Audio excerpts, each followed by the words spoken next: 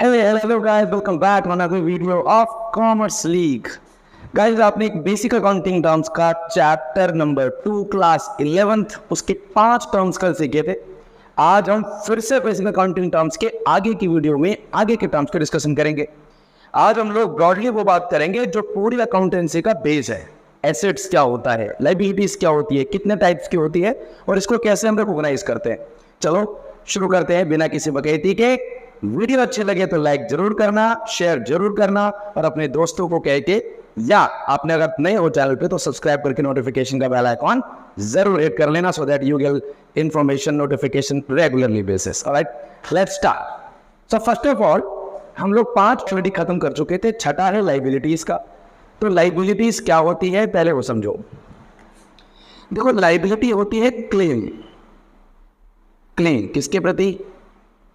Claim होती है towards entity. आपने कल पढ़ा था एंटिटी जो बिजनेस करती है, वो इकोनॉमिक यूनिट जो बिजनेस करती है, जो इकोनॉमिक एक्टिविटी परफॉर्म करती है।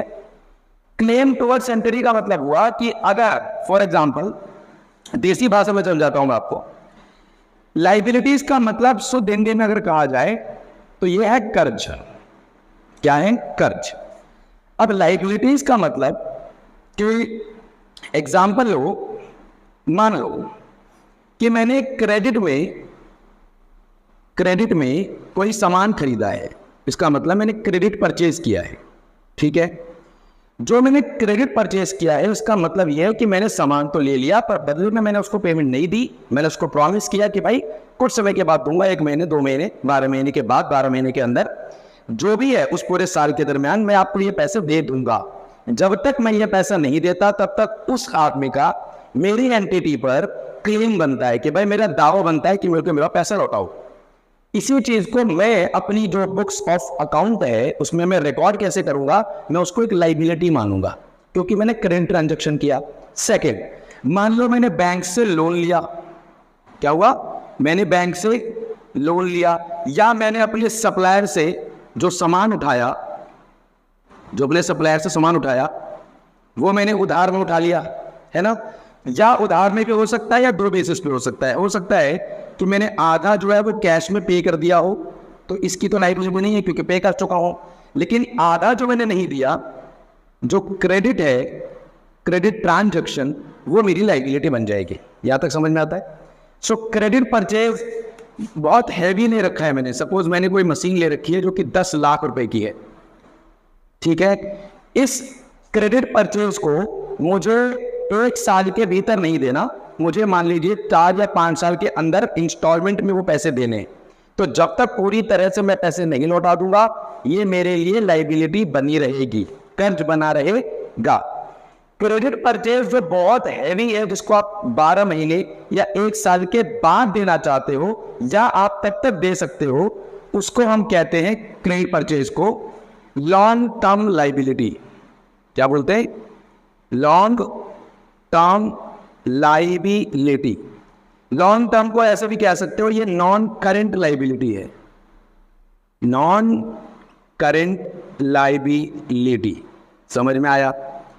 अब other liability non current liability होती है। नॉन करेंट का मतलब which you have to make the payment but not before 12 months. आप 12 महीने के बाद भी, 1 साल के बाद भी जिस पेमेंट को कर सकते हो वो नॉन करेंट लाइबिलिटी है, और जिसको 12 महीने के अंदर ही करनी पड़ेगी, जो शॉर्ट टर्म का होता है, ये लॉन्ग टर्म लाइबिलिटी है।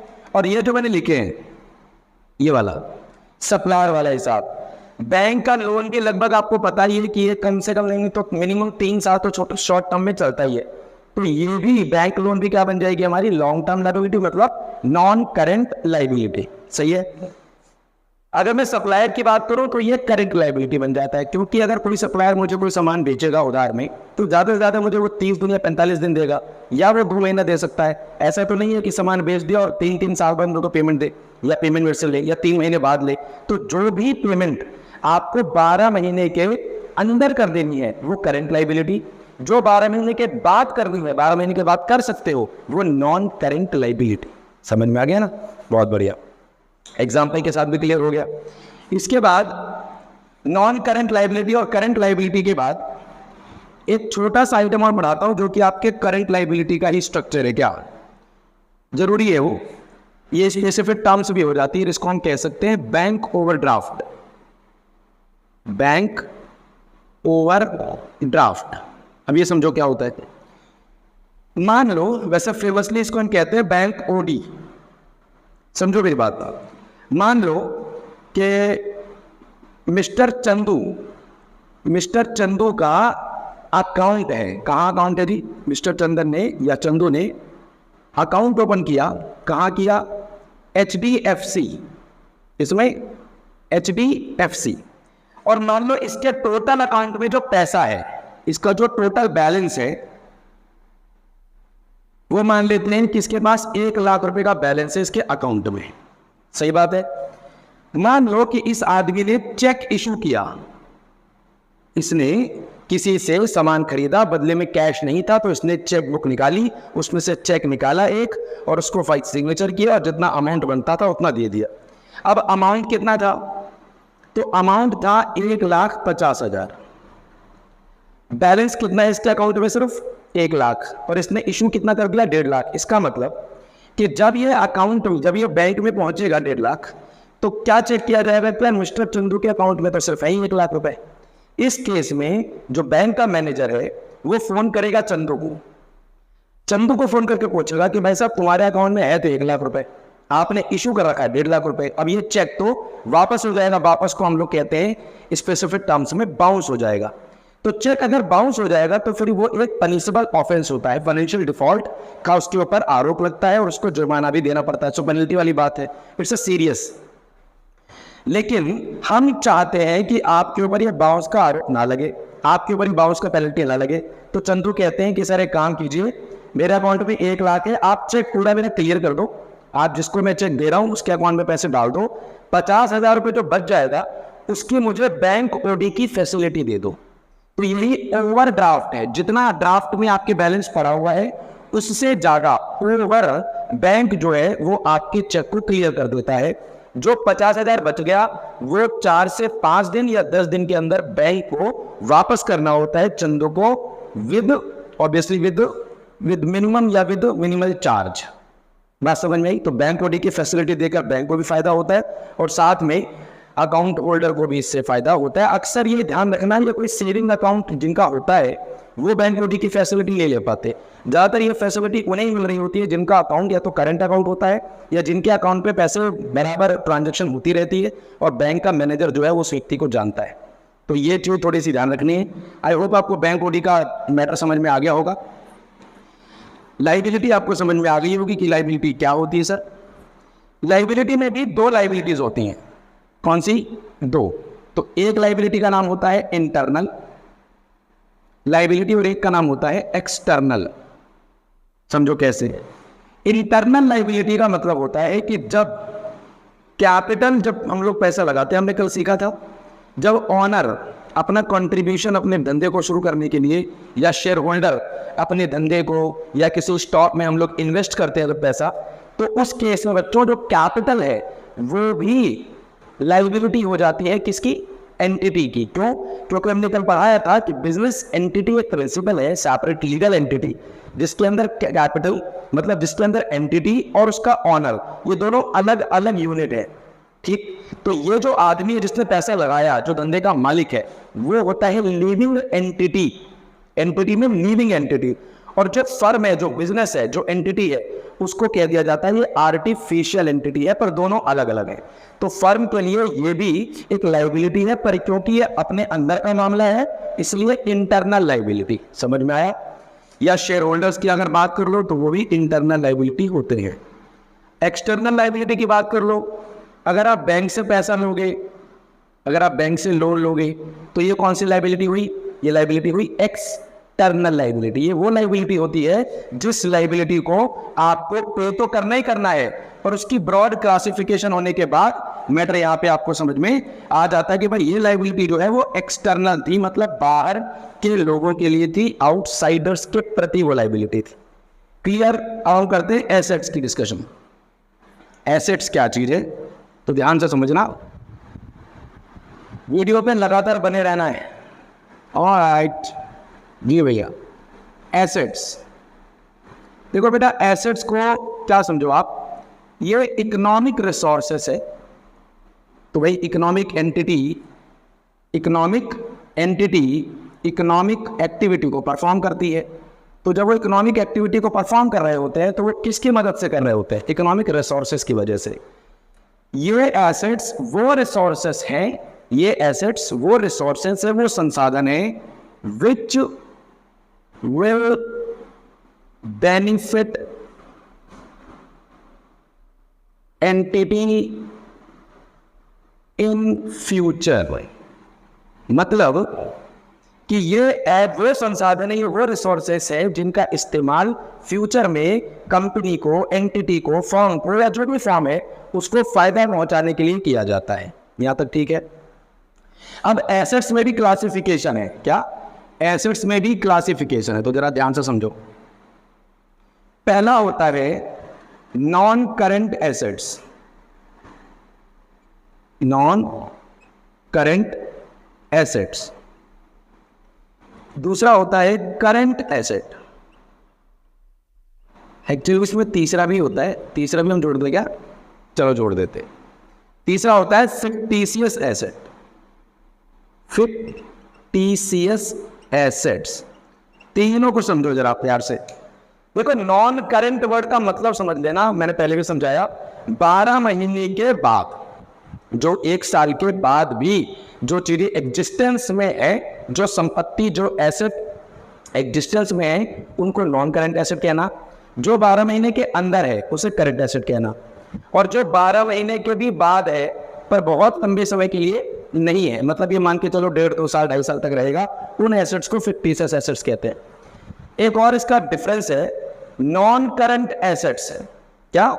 नॉन करंट एसेट और करंट एसेट में एक और अंतर क्या है कि नॉन करंट एसेट जो है वो रीसेल पर्पस के लिए नहीं होता, रीसेल के लिए नहीं होता। करंट एसेट का मतलब ही होता है जो रीसेल किया जाएगा और उससे कमाया जाएगा। एग्जांपल समझो। देखो, नॉन करंट एसेट्स में 2 होते हैं। क्या? एक होता है टेंजिबल एसेट, एक होता है इनटेंजिबल एसेट। तो टेंजिबल एसेट तो बहुत सिंपल बताऊं मैं आपको। टेंजिबल एसेट मतलब जो दिखता है, जिसको आप टच कर सकते हो, जिसको आप महसूस कर सकते हो, वो कौन है? जैसे मान लो प्लांट एंड मशीनरी है, तो क्या मशीनरी छू नहीं सकते क्या आप? बिल्कुल छू सकते हो भैया। अगर मैं बात करूं बिल्डिंग की, तो क्या छू सकते हो कि नहीं छू सकते हो?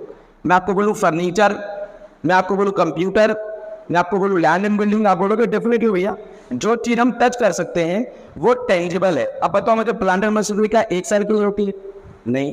क्या प्लांट एंड मशीनरी का इस्तेमाल हम और पैसे कमाने के लिए नहीं करते? बिल्कुल करते हैं। इसका मतलब प्लांट एंड मशीनरी और बिल्डिंग या और इसकी जैसे जो मैंने आइटम बताओ, वो सब आते तो नॉन करंट एसेट में ही है, पर नॉन करंट एसेट में टेंजिबल में आते हैं क्योंकि ये दिखते हैं, which we can see actually. Intangible की बात करें है तो ये भी 12 महीने के ऊपर वाला मामला, लेकिन ये दिखता नहीं है। For example goodwill. अब अगर किसी फर्म की रेप्यूटेशन है तो क्या वो दिखेगी? वो तो महसूस हो सकती है, पर उसे टच नहीं कर सकते, उसका फिजिकल एग्जिस्टेंस होता नहीं है। दूसरा, अगर हम बात करें ट्रेडमार्क, ट्रेडमार्क। अब किसी का कोई पर्टिकुलर स्टाइल है, किसी बिजनेस का स्टाइल, भाई सचिन तेंदुलकर का अपना एक स्टाइल था स्ट्रेट ड्राइव खेलने का, तो स्ट्रेट ड्राइव दिख तो सकता है, उसको टच करेंगे क्या? कवर ड्राइव कैसे टच होगी? वो तो टच ही नहीं हो सकती। या कोई ऐसी चीज है जो मैंने पर्टिकुलर एक स्पेशल बनाया है, जैसे ब्रिटानिया के जमाने में होता था, वो एड चलाते थे, उसमें कहते थे नॉर्मल आता था ब्रिटानिया टिंग टिंग टिंग, वो बिस्किट का एक ऐड था उनका, और बहुत पहले आता था। तो क्या टिंग टिंग टिंग को छूने जाओगे आप? नहीं छूने जाओगे। किसी म्यूजिक डायरेक्टर ने गाना बनाया, तो क्या उस गाने को आप छू लोगे? उसकी कोई फिजिकल एग्जिस्टेंस है क्या? नहीं है। इट मीन्स कि वो इंटेंजिबल एसेट्स हैं। समझ में आ गया? दूसरा करंट एसेट। करंट एसेट जो बेचने के लिए नहीं लाया जाता है, जिनको लाओ और बेचो और पैसा कमाओ, वो कौन सा है? स्टॉक। स्टॉक। अगर कोई स्टेशनरी का काम कर रहा है तो वो स्टॉक लाएगा स्टेशनरी का, पेंसिल, रबर, शॉर्पनर, रजिस्टर वगैरह, और उसको जाके बेच देगा और पैसे कमा लेगा। करेक्ट। दूसरा अगर बात करो तो कौन हो सकता है भैया? हो सकता है डेटर। आप जिसको सामान उधार में बेच रहे हो तो क्या 3 साल बाद पेमेंट लोगे? नहीं ना, 40, 45, 50 दिन के बाद आप पेमेंट ले ही लोगे। तो 12 महीने के तो अंदर ही हुआ, तो ये डेटर्स हो गया। डेटर मतलब जिसको आपने उधार पे जिसको आपने उधार में सामान बेचा है, क्रेडिट सेल की है। बहुत बढ़िया। इसके बाद आपका अगर आपके पास कैश पड़ा हुआ है, आपका अगर बैंक में पैसा पड़ा हुआ है, तो ये सारी चीज़ें आपकी करंट एसेट्स में आती हैं। हालांकि इसमें बिल रिसीवेबल भी होता है, उसकी चर्चा हम बाद में करेंगे, पर करंट एसेट में ये सारी चीज़ें हम लोग कवर करते हैं। नेक्स्ट है फिक्टिशियस एसेट। फिक्टिशियस एसेट वो एसेट होता है, एग्जाम समझो, those losses which are not written off in the year in which they are incurred. It means कि अगर मैंने कोई खर्चा किया पर उस खर्चे का जो मुझे मुनाफा है, खर्चे का जो बेनिफिट है या फायदा है, वो उस 12 महीने के अंदर मुझे नहीं मिलने वाला, वो 12 महीने के बाद भी मुझे मिल सकता है। एग्जाम्पल देता हूँ, फिक्टिशियस एसेट में जिस एक्सपेंडिचर की हम बात करें वो होता है डेफर्ड रेवेन्यू एक्सपेंडिचर। कौन सा? Deferred revenue expenditure. अभी हम लोग चर्चा करेंगे कि रेवेन्यू एक्सपेंडिचर क्या होता है और कैपिटल एक्सपेंडिचर क्या होता है, लेकिन इसका एग्जांपल आया तो लगे हाथ सीख लो। फिक्टिशियस एसेट वो एसेट होते हैं जो 12 महीने से ज़्यादा पर 2, 2.5, 3 साल तक ही जो चल सकते हैं। इसमें सबसे बढ़िया एग्जाम्पल आपको बताऊं, वो है आपका एडवर्टीजमेंट। अब मान लो कि मैंने एडवर्टीजमेंट लगाई, मैंने कोचिंग की, ऑफलाइन कोचिंग की या ऑनलाइन कोचिंग की, मैंने एडवर्टीजमेंट लगाई। तो जब मैं एडवर्टीजमेंट लगाऊंगा तो क्या जरूरी है कि उसी एडवर्टीजमेंट को पढ़कर जिस बच्चे का एडमिशन होगा वो 12 महीने के भीतर होगा? हो सकता है मैंने कहीं पे तो टांग रखा था, कहीं पे सही जगह पे फ्रेम बनाकर मैंने उसको बोर्ड को टांग दिया। अब मान लो कि 1.5 साल हो गए और कोई बच्चा एडमिशन लेने आया, तो मैंने उससे जनरली पूछा, या एडमिशन इंचार्ज जो है उन्होंने इंटरेक्टली पूछा ब्रो कि कहाँ से आए हो, है ना। ब्रो बोल दिया कोई दिक्कत नहीं है। तो मैंने पूछा भाई उससे कि आप कहाँ से आए हो, क्या पढ़ के आए हो, किसके थ्रू आए हो, दोस्त के थ्रू आए हो या किसके थ्रू? उसने कहा नहीं I have seen one board, तो मैंने वहाँ देखा था तो मैं उसके आया। तो मैंने कहा कहाँ पे? कहते हैं लोकेशन बताई, मुझे याद है। मैंने कहा यार ये तो 1.5 साल पहले लगाया था मैंने, 18 महीने पहले लगाया था। तो 12 महीने में जो आज मैंने खर्चा किया उसका फायदा मुझे कब मिला? उसी साल में मेरे फायदा नहीं मिला, उसी साल में वो रिटर्न ऑफ नहीं हुआ, वो एग्जिस्टेंस में गायब नहीं हुआ, वो 18 महीने के बाद मिला। तो ऐसे खर्चे जो एडवर्टीजमेंट के जरिए होते हैं उनको फिक्टिशियस एसेट कहते हैं, क्योंकि एसेट मतलब जो हमें क्या दे, which will benefit entity in the future. तो मुझे उस एडवर्टीजमेंट ने 1.5 साल बाद ही सही पर फायदा तो दिया ना भाई। बस आई होप ये तीनों चीजें आपको समझ में अब आ गई होंगी। नॉन करंट एसेट क्या है, फिक्टिशियस एसेट क्या है, करंट एसेट क्या है। वहां पर हम लोग खत्म करते हैं।